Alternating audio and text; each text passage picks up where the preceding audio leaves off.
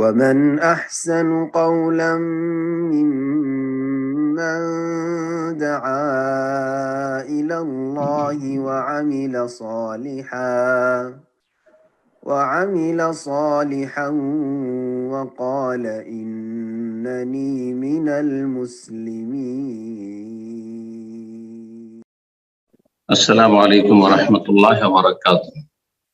إن الحمد لله نحمده ونستعينه ونستغفره ونعوذ بالله من شرور أنفسنا ومن سيئات أعمالنا. من يهده الله فلا مضل له ومن يضلل فلا هادي له. وأشهد أن لا إله إلا الله وحده لا شريك له وأشهد أن محمدا عبده ورسوله صلى الله تعالى عليه وعلى آله وصحبه وسلم تسليما كثيرا. أما بعد, সম্মানিত ভাতৃমণ্ডলী, আল্লাহ রাব্বুল আলামিনের প্রশংসা এবং প্রিয় নবী সাল্লাল্লাহু আলাইহি ওয়াসাল্লামের উপর সালাত ও সালামের পর আজ রবিবার 24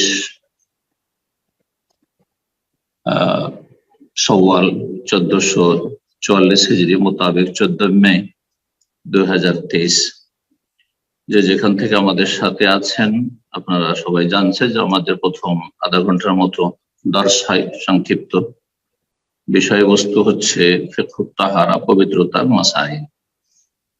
আজকে পর্ব নম্বর 16, আর তারপরে ইনশাআল্লাহ তাআলা প্রশ্নোত্তর পর্ব থাকবে। আল্লাহ তৌফিক দান করেন, আমাদের আপনাদের সকলকে উপকারী জ্ঞান দান করেন, সঠিক বিশুদ্ধ আমলে তৌফিক দান করেন, ভালো আখলাক চরিত্র গঠনে তৌফিক দান করেন, দিন দুনিয়ার সার্বিক কল্যাণ দান করেন, পরকালে আল্লাহ নাজাত দান করেন। আজকের বিষয়বস্তু হচ্ছে ইস্তিহাজা। গত সপ্তাহে হায়েজ এবং নেফাস সম্পর্কে, মাসিক ঋতু এবং নেফাস সম্পর্কে আলোচনা হয়েছে। আজকে ইস্তিহাজার আলোচনা হবে ইনশাআল্লাহ তাআলা। আর এই সংক্ষিপ্ত আলোচনার মাধ্যমে ফিকহুত তাহারা আমরা শেষ করব। আগামী পর্ব থেকে ইনশাআল্লাহ তাআলা ফিকহুস সালাত, সালাত সম্পর্কে আমাদের আলোচনা শুরু হবে। আল্লাহ রাব্বুল আলামিন আমাদেরকে নেক হায়াত দান করেন। আজকের বিষয়বস্তু সম্পর্কে লেখক যে বিষয়গুলি বলেছেন এবং তার সাথে আমি আরো গুছিয়ে বলার জন্য আমি কিছু বিষয় নোট করেছি। ইনশাআল্লাহ তাআলা সেগুলি আপনাদেরকে শোনাবো, যাতে করে বিষয়গুলি স্পষ্ট হয়ে যায়, কারণ অনেকের কাছে এই বিষয়গুলি জটিল থেকে যায়। বিশেষ করে মা বোনদেরকে এই মাসাইলগুলি জানতে হবে, কারণ তাদের উপর ফরজে আইন বিষয়টি, এটি বিশেষভাবে তাদের সাথে সম্পর্কিত সমস্যার সমাধান বা মাসআলা।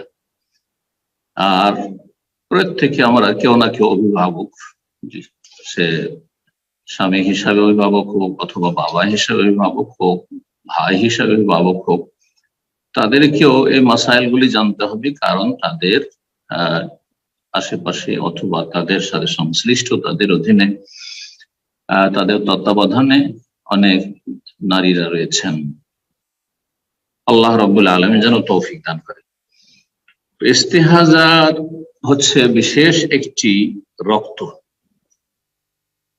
ইস্তিহাজার রক্ত, মাসিকের রক্ত এবং নেফাসের রক্ত, এগুলোতে পার্থক্যটা কি? ইস্তিহাজার শাব্দিক পারিভাষিক অর্থ কি? ইস্তিহাজা আর হাইজ, হাজা ইয়াহিজ, আর ইস্তিহাজাও সেই ধাতু থেকে এসছে। সুতরাং এর অর্থই হচ্ছে, শাব্দিক অর্থ হচ্ছে প্রবাহিত হওয়া, সাইলান। আর পারিভাষিক অর্থ হচ্ছে যে এমন রক্তক্ষরণ হওয়া বা রক্ত প্রবাহিত হওয়া যেটি বেরিয়ে আসে বা নির্গত হয় রাহেমের বাহির ভাগ থেকে। রাহেমের যে শুরু বা রাহেম বা জরায়ুর প্রথম ভাগ থেকে বেরিয়ে আসে এমন একটি রগ থেকে বা সেরা থেকে, যেই সেরাটিকে আরবি ভাষায় আল আজেল বলা হয়। এটি হচ্ছে ইস্তিহাজা। পক্ষান্তরে মাসিকের রক্ত বেরিয়ে আসে জরায়ুর ভিতর থেকে, একবার গভীর থেকে। এই একটি পার্থক্য। তাহলে মাসিকের রক্ত বেরিয়ে আসে জরায়ুর ভিতর থেকে, আর ইস্তিহাজা রক্ত বেরিয়ে আসে জরায়ুর প্রথম ভাগ থেকে বা শুরু থেকে। যেখানে জরায়ুর দ্বার রয়েছে সেখান থেকে বেরিয়ে আসে, সেখানে একটি শিরা রয়েছে, সেই শিরাটি ফেটে যায়। এ মর্মে নবী সাল্লাল্লাহু আলাইহি সাল্লাম বলেছেন যে এটি হচ্ছে শয়তানের আঘাত। মুমিন মুসলিম নারীকে কষ্ট দেওয়ার জন্য তা করে থাকে। শয়তান মানব জাতির দুশমন, মুমিনদের দুশমন, এমনকি কাফের দুশমন। হয়তো কাফের বুঝে না শয়তান সম্পর্কে, সবার দুশমন, দিনের দুশমন, দুনিয়ার দুশমন, জানের দুশমন, ঈমান আমল সবকিছুর দুশমন। ইহকাল ধ্বংস করতে চায়, পরকাল ধ্বংস করতে চায়।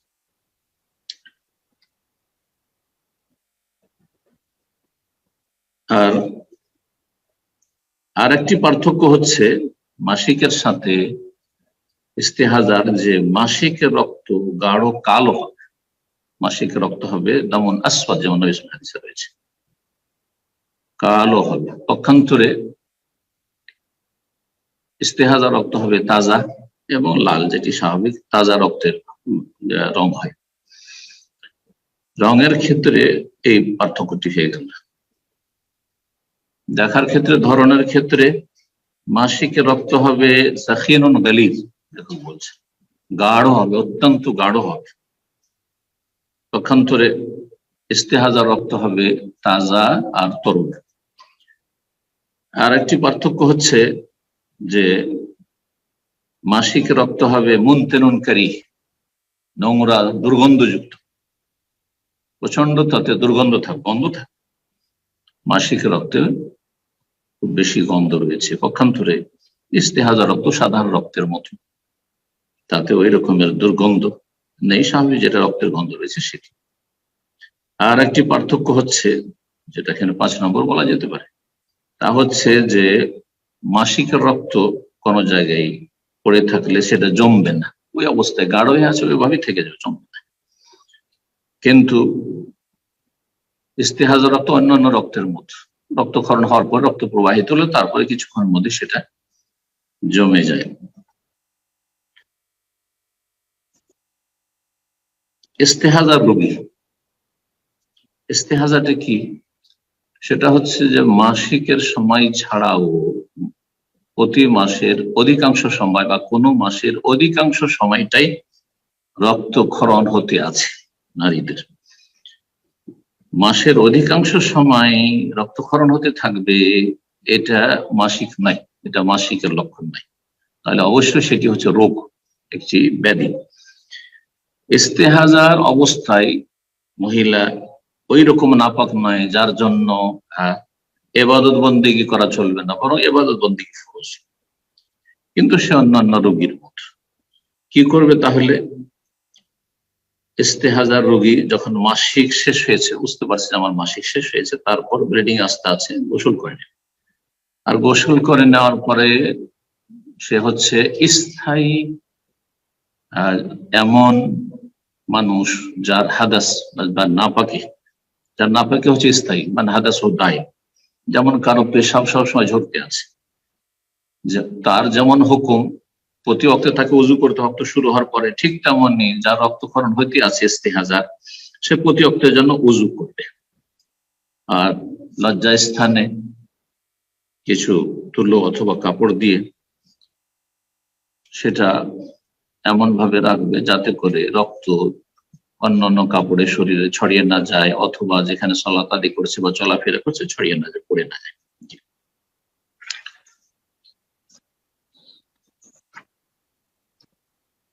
ইস্তেহাজা আর অবস্থায় তাহলে ইবাদত বন্দেগী করতে হবে, ইবাদত বন্দেগী করে সালাত আদায় করতে হবে, সিয়াম রাখতে হবে, রোজা পালন করতে হবে ইত্যাদি। ইস্তেহাজার কয়টি অবস্থা হতে পারে? শেখ হোসেন রহমতুল্লাহ 3টি অবস্থা বর্ণনা করেছেন, কারণ 3টি অবস্থা বর্ণনা করলে হুকুমগুলি সব বিস্তারিত হয়ে যায়, সেজন্য 3টি অবস্থা বর্ণনা করেছেন। তার একটি এই মর্মে বিশেষ লিখনী রয়েছে, নারীদের প্রাকৃতিক রক্ত বলে বইটি বাংলায় অনুবাদ হয়েছে।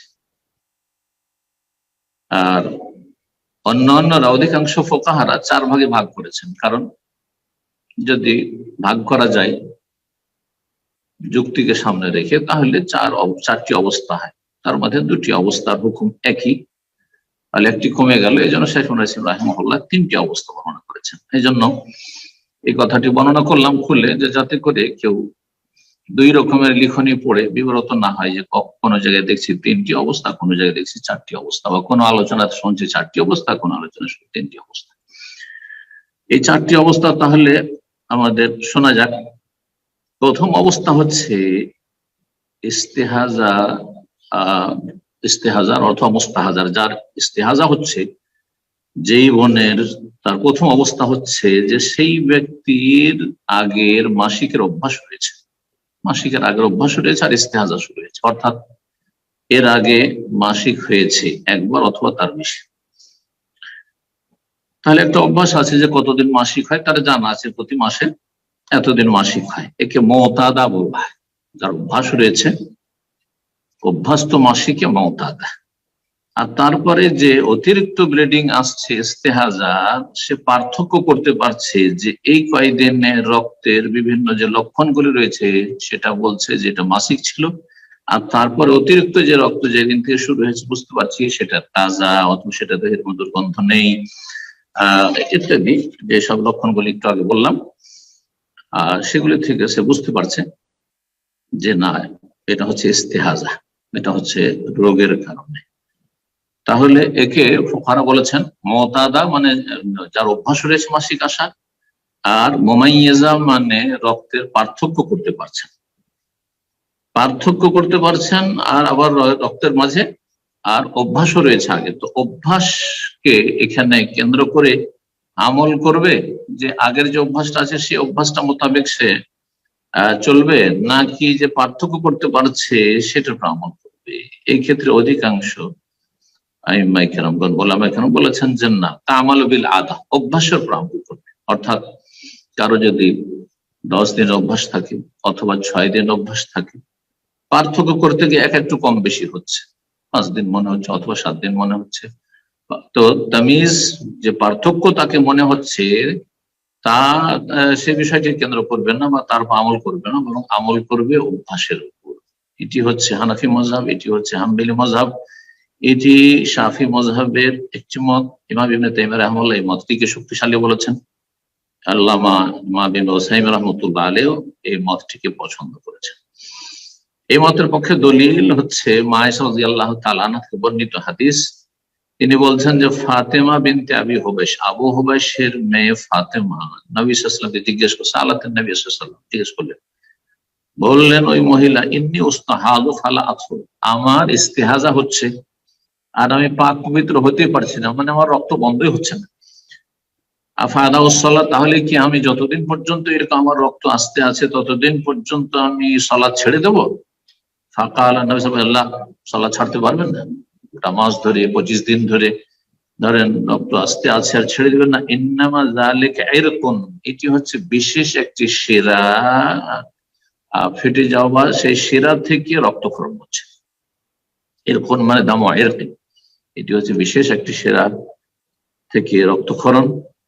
তাহলে কি করতে হবে? ওয়ালাকিন দাইস ফালা কাদারুল আইয়াম আল্লাতী তাহিযিনা ফিহা, তুমি যেই দিনগুলি বিগত যুগে, যেই দিনগুলি মানে যেই পরিমাণ দিন তুমি মাসিক অভ্যস্ত ছিলে ততদিন তুমি সালাত ছেড়ে দাও। 6 দিন 7 দিন অভ্যাস ছিল, 6 দিন 7 দিন ছেড়ে দাও, যে কয়দিন। সুম্মাগতাসিলি, তারপরে গোসল করে নাও যদি রক্ত আসতে আছে, ওয়াসাল্লি, আর তারপরে সালাত আদায় করো। সহিহ বুখারীতে 314 নম্বর হাদিস, সহিহ মুসলিমে 505 নম্বর হাদিসে আরেকটি হাদিস রয়েছে, সেটা এই ক্ষেত্রে দলিল পেশ করা যেতে পারে। সেটিও বর্ণনা করেছেন মায়েশা রাদিয়াল্লাহু তাআলা আনহা, বলছেন ইন্না উম্মে হাবিবা বিনতে জাহশ, জাহাশের মেয়ে উম্মে হাবিবা। ওলামারা বলেছেন যে জাহাশের মেয়ে যতগুলি ছিল সবগুলি মেয়ে, তারা 4-5 বোন ছিল, সবাই ইস্তেহাজা রোগী ছিল। উম্মে হাবিবা বিনতে জাহাশ, তারপরে আপনার যায়নাব বিনতে জাহাশ নবী সাল্লাল্লাহু আলাইহি ওয়াসাল্লামের সহধর্মিণী। এইভাবে তাদের সবার এই সমস্যা ছিল, হয় অনেক সময়। এই উম্মে হাবিবা বিনতে জাহাশের মেয়ে উম্মে হাবিবার স্বামী ছিল আব্দুর রহমান বিন আউফ, প্রখ্যাত সাহাবী। এই ভদ্র মহিলা সাহাবিয়া রাদিয়াল্লাহু তাআলা আনহা সাকাত ইলা রাসূলিল্লাহ সাল্লাল্লাহু আলাইহি ওয়াসাল্লাম, রাসূলুল্লাহ সাল্লাল্লাহু আলাইহি ওয়াসাল্লামের কাছে অভিযোগ করলেন আদম, রক্ত খুব বেশি আসছে, ফাকাল আল্লাহ তাকে বলে ওম কোসি কাদরা মা কানা তাহবেসুক হাইজাতুকা, যতদিন তোমার মাসিক তোমাকে বাধাগ্রস্ত করতো এর আগে তোমার অভ্যাস হিসাবে, ততদিন পর্যন্ত তুমি মাসিক অবস্থা হিসাবে তুমি অবস্থান করো। সোম্মাক তাসলি, তারপরে রক্ত আসতে আছে তুমি গোসল করে নাও আর তারপর সালাত আদায় করো।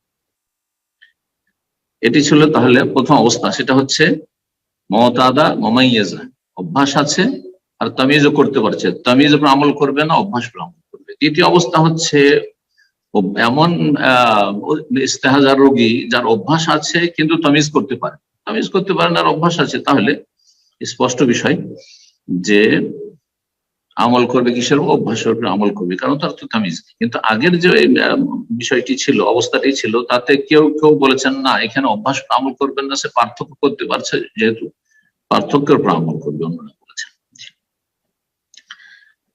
তাহলে এই দ্বিতীয় অবস্থারও হুকুম হচ্ছে আগেরটার মতো। মুস্তাহাজা এমন ইস্তেহাজার রোগী যার অভ্যাস রয়েছে কিন্তু রক্তে কোনো পার্থক্য করতে পারে না, মাসিক না ইস্তেহাজা, রঙে অথবা দুর্গন্ধে, এসব দেখে কোনো পার্থক্য করতে পারছেন না, তাহলে তার যে আগের অভ্যাস রয়েছে সেই অভ্যাস অনুযায়ী আমল করবে, গোসল করে নেবে আর সালাত আদায় করতে থাকবে। এটি হচ্ছে অধিকাংশ আইম্মায়ে কেরামদের মত, হানাফি মাযহাব, শাফিঈ মাযহাব, হাম্বলী মাযহাব, তার মানে মালিকি মাযহাব শুধু ব্যতিক্রম। এই মর্ম তারা দলিল পেশ করেছেন আগের হাদিসটি ফাতিমা বিনতে আবি কুবাইসের, যাতে অভ্যাসকে লক্ষ্য রাখতে বলেছেন। হ্যাঁ, ওয়ালাকিন দাইস সালাত, তুমি সালাত ততদিন ছাড়ো, কাদরাল আইয়াম আল্লাতী তাহিদিনা ফিহা, যতদিন তোমার আগের মাসিক আসা অভ্যাস ছিল ততদিন আসুন মগদাসে, তারপর গোসল করে সালাত আদায় করো। ওই আগের হাদিসগুলি পেশ করেছেন। তাহলে দুটোর অবস্থা একই, অভ্যাস আছে কিন্তু অভ্যাসের সাথে তামিজও আছে, আরেকটি হচ্ছে অভ্যাস আছে কিন্তু তামিজ নেই, দুটো অবস্থাতে অভ্যাসের প্রতি আমল করবে। তৃতীয় অবস্থা হচ্ছে যে এমন ইস্তেহাজার রোগী যে পার্থক্য করতে পারছে আর অভ্যাস নাই, পার্থক্য করতে পারছে আর অভ্যাস নাই, তার মানে প্রথমবার, একে বলা হয় মুবতাদি, প্রথমবার মাসিক এসেছে আর তারপরে দীর্ঘ সময় ধরে মাসের অধিকাংশ সময় রক্ত কন্টিনিউ চলতে আছে,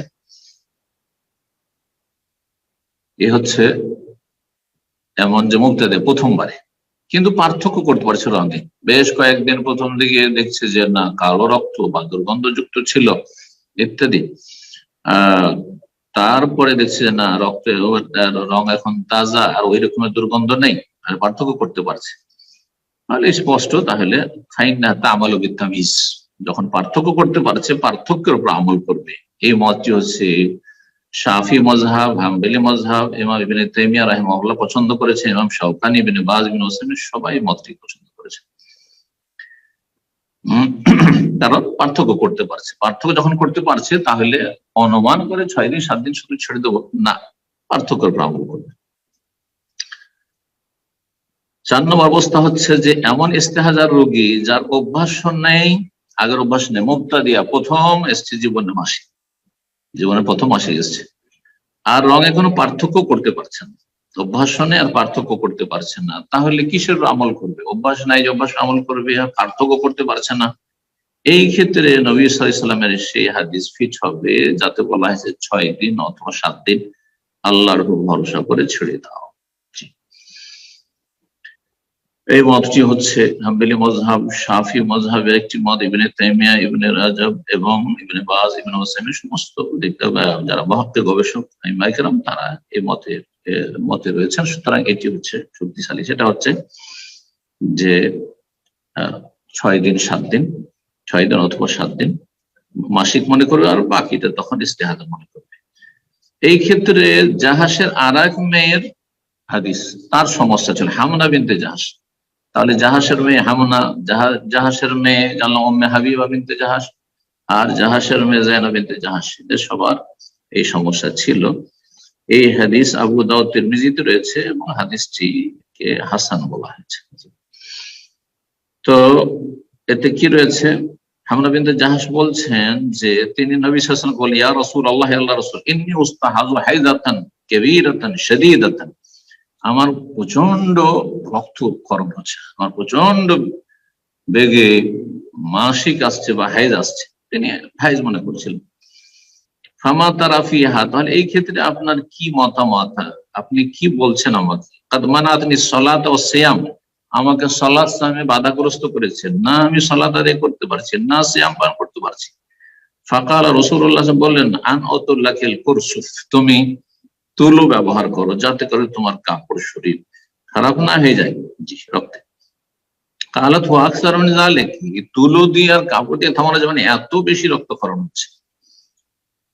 এই হাদিসে বলেছেন রাসূলুল্লাহ সাল্লাল্লাহু আলাইহি ওয়াসাল্লাম, ইন্নামা হিয়া রিকযাতুম মিন রাকাযাতিশ শায়তান, এটি হচ্ছে শয়তানের আঘাত, শয়তানের আঘাত। এটি কি করবে তুমি? করণীয় ফাতাহাইয়াজি সিত্তাতা আইয়াম আও সাবআ ফি ইলমিল্লাহি তাআলা, তুমি 6 দিন অথবা 7 দিন মাসিক ধরে নাও, আল্লাহ তাআলার ইলমে সঠিকটা রয়েছে তারপর ভরসা করে।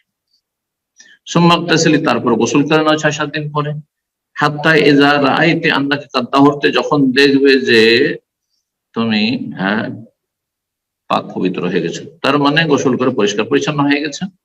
আর তারপরে এখন কি করে? ফাসাল্লি আরবাঈন আও সালাসিন, মাসে 6 দিন 7 দিন বাদ দিয়ে 24 দিন অথবা 23 দিন সালাত আদায় করবে এবং সুমি সিয়াম পালন করবে। হাদিসটি আল্লামা আলবানী হাসান বলেছেন। এই 6 দিন 7 দিন যে বলা হয়েছে, এটি কি বর্ণনাকারী সন্দেহ অথবা অপশন? 6 দিন হয় 6 দিন করো না 7 দিন, এই ক্ষেত্রে ওলামার বলছেন না, এটি অপশন না অথবা বর্ণনাকারী সন্দেহ না। বিষয়টি হচ্ছে যে তাকে দেখতে হবে যে, প্রথম কথা ওলামারা বলেছেন যে কোন বয়সে আছে। এই বয়সে সাধারণত সিংহভাগ মহিলাদের কদিন করে মাসিক হয়, বয়সের দিকটা লক্ষ্য করবে। তারপরে তার নিকটাত্মীয় যে মা বোনেরা রয়েছে, তার মা খালারা রয়েছে, তার বোনেরা রয়েছে, তার ফুফুরা রয়েছে, তাদের কয়দিন অভ্যাস, 6 দিন অভ্যাস না 7 দিন, এইভাবে ইস্তেহাদ করে ওলামারা বলছে, ইস্তেহাদ করে হয় 6 দিন ধরে নেবে আর না হলে 7 দিন ধরে নেবে। একটি মাসলা শুধু এখানে বাকি রয়েছে, সেটি হচ্ছে যে ইস্তেহাজা অবস্থায় সালাত তো আদায় করবে, যেমন হাদিস পেয়ে গেলেন, সিয়াম পালন করবে, রোজা রাখবে, নামাজ পড়বে, কিন্তু স্থায়ী যেমন নাপাক ব্যক্তি থাকে তাকে কি করে প্রতি ওয়াক্তে কি করতে হয়? ওযু করতে হয়, ওয়াক্ত শুরু হওয়ার পর ওযু করবে, এটি আবশ্যক। আর এর চাইতে ভালো ওলামারা বলেছেন তা হচ্ছে 2 ওয়াক্ত জমা করে একত্রিত করে যদি গোসল করে, যোহর আসরের জন্য একবার গোসল করলো আর মাগরিব এশার জন্য একবার গোসল করলো, আর গোসল করলে একটু রক্তক্ষরণ কমে যাবে, আর তারপরে সালাত ফজরের জন্য একবার গোসল করবে, তাহলে 3বার গোসল করবে আর যোহর আসর মাগরিব এশা জমা করে সালাত আদায় করবে। এটি একটি মাসলা। তাহলে সালাতের বিষয়টি জানলাম যে সালাত আদায় করতে ইস্তেহাব, সালাতে মাপ নেই, নামাজে মাপ নেই। সিয়াম, রমজান মাস বা ফরজ রোজা রয়েছে, তাহলে রোজা রাখতে হবে, নফল রোজা রাখতে চায় রাখতে পারবে। বাকি একটি মাসলা যে মাসলাটি, সেটি হচ্ছে যে ইস্তেহাজা যখন রয়েছে, ইস্তেহাজা রক্ত ক্ষরণ হতে আছে, মুস্তাহাজা রোগী, তার সাথে তার স্বামী সহবাস করতে পারবে কিনা, মিলিত হতে পারবে কিনা, এই ক্ষেত্রে ইখতিলাফ রয়েছে, ফুকাহাদের দুটো মত রয়েছে, অধিকাংশ মাসলা মুখতালিফ, এটি জেনে রাখা ভালো।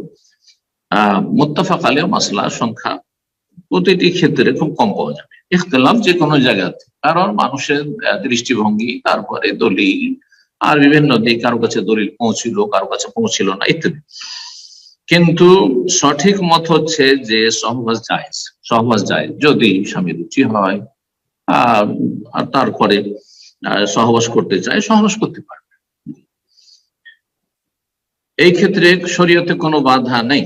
আর এই মতটি হচ্ছে অধিকাংশ আইম্মায়ে কেরামদের মত, জমহুরের মত। অল্প কিছু উলামায়ে কেরাম বলেছেন না, ইস্তেহাদ অবস্থায় সহবাস করতে পারবে না, কিন্তু দলিল কিসের পক্ষে রয়েছে? জায়েজের পক্ষে রয়েছে। ইকরামা রাদিয়াল্লাহু তাআলা আনহু বর্ণনা করেছেন একটি হাদিস, সুনান আবু দাউদ রয়েছে, হাদিস নম্বর 265, বলছেন তিনি, কানাত উম্মে হাবিবা তুস্তাহাদ, উম্মে হাবিবার মাসিক আসতো, উম্মে হাবিবার মাসিক আসতো। আর উম্মে হাবিবার স্বামী, যেমন একটু আগে শুনলেন যে তিনি ছিলেন তাহাত আব্দুর রহমান বিন আউফ, স্বামী ছিলেন আব্দুর রহমান বিন আউফ রাদিয়াল্লাহু তাআলা আনহু, আশারে মুবাশশিরের অন্যতম। উম্মে হাবিবার ইস্তেহাজা আসতো, মাসিক বলেছি মনে হয়। উম্মে হাবিবার কি হতো? ইস্তেহাজা হতো, অতিরিক্ত রক্তক্ষরণ, ইস্তেহাজা রোগী ছিল।